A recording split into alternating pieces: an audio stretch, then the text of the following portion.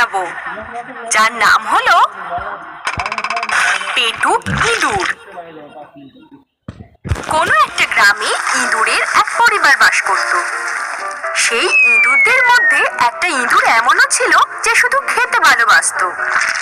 সে সারাক্ষণ শুধু খেয়ে আর ঘুমিয়ে কাটাতো। সে প্রচুর পরিমাণে খেত, কিন্তু তবুও তার মন ভরতো না। ওর এই অভ্যাসের জন্য পরিবারের সবাই বিরক্ত হয়ে যেত। বাবা, এত খাস না, শরীর খারাপ হয়ে যাবে। মা, আমার কিছুই হবে না। পরের দিন সকালে কুকুর বন্ধুর জন্মদিন ছিল। তার বন্ধু তাকে জন্মদিনের নেমন্তন্ন করতে এলো। বন্ধু বন্ধু, কাল আমার জন্মদিন। হ্যাঁ, আমার ঘরে পার্টি আছে, তুমিও নিশ্চয়ই আসো। হ্যাঁ বন্ধু, আমি নিশ্চয়ই আসবো।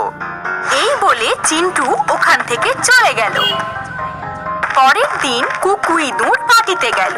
সেখানে পৌঁছে সে নিজের খিদের ওপর নিয়ন্ত্রণ করতে না পেরে অতিথিদের আসার আগে প্রায় সব কেক খেয়ে ফেলল। তা দেখে সবাই কুকু ইঁদুরের ওপর বেজায় চটে গেল।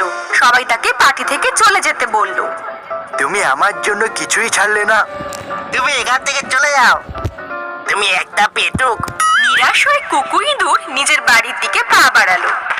কিন্তু এত কিছুর পরেও কুকুর খাবার অভ্যেসের একটুও পরিবর্তন এলো না।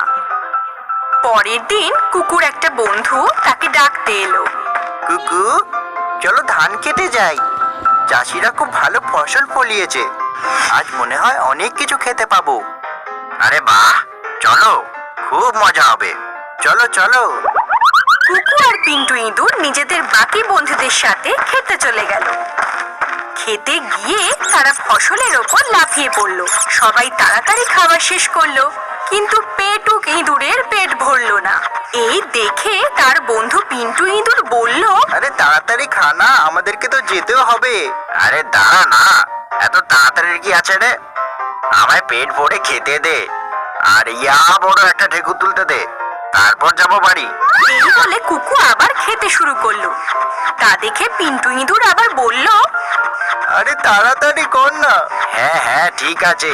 ঠিক তখনই সব ইঁদুর দৌড়াদৌড়ি শুরু করলো। পালাও, বিড়াল এসে গেছে। সব ইঁদুর জোরে জোরে পালাতে লাগলো, কিন্তু পেটুক ইঁদুর খুব আস্তে আস্তে যাচ্ছিল, কারণ অনেক বেশি খেয়ে নেবার জন্য সে পালাতেই পারছিল না। তখন সে নিজের বন্ধুদের বলল, আমার জন্য দাঁড়া। এর মধ্যেই কুকুর পা গেল আটকে। কুকুর তাড়াহুড়ো করে নিজের পা ছাড়াতে লাগলো। এই দেখে বিড়াল ধীরে ধীরে তার দিকে এগিয়ে আসছিল। আজ তোকে আমার হাত থেকে কে বাঁচাবে? আজ তো আমি পেট ভরে খাবো। এর মধ্যে কুকুর পা বার হয়ে গেল। সে লেংড়ে লেংড়ে যেভাবে হোক পালাতে লাগলো, আর বিড়ালও তার পেছনে দৌড়তে লাগলো। কিন্তু একটু পরেই কুকু বাড়ির কাছে পৌঁছে গেল। উফ, বেঁচে গেছি। এই ভেবে আবার কুকুর ধীরে ধীরে চলতে লাগলো। ঠিক তখনই বেড়ালটা দৌড়ে সেখানে এসে পৌঁছালো। কুকু যেই ঘরে ঢুকতে গেল সে দরজাতেই আটকে গেল, কারণ খেয়ে খেয়ে তার পেট এত মোটা হয়ে গেছিল যে সে নিজের ঘরেও ঢুকতে পারছিল না। ভেতর থেকে সব ইঁদুররা তাকে টেনে ভেতরে ঢোকাতে লাগলো, আর বাইরে থেকে বেড়াল তার লেজ ধরে তাকে বাইরে টানতে লাগলো। এই অবস্থায় পড়ে কুকুর চিৎকার করে কাঁদতে শুরু করলো। কিন্তু বেড়াল তার লেজ ছাড়ছিল না, আর শেষমেশ তার লেজই ছিঁড়ে গেল, আর বেড়াল ধরাম করে পেছনে গিয়ে পড়লো। সব ইঁদুররা যেভাবে হোক কুকুকে ভেতরে টেনে ঢুকিয়ে আনলো। এই ঘটনার পরে কুকুর নিজের ভুল বুঝতে পারলো, আর এরপরও খাবারের লোভ ছেড়ে দিল। তাহলে বন্ধুরা, এই কাহিনী থেকে আমরা এই শিক্ষা পাই যে কোনো জিনিসের বাড়াবাড়ি সব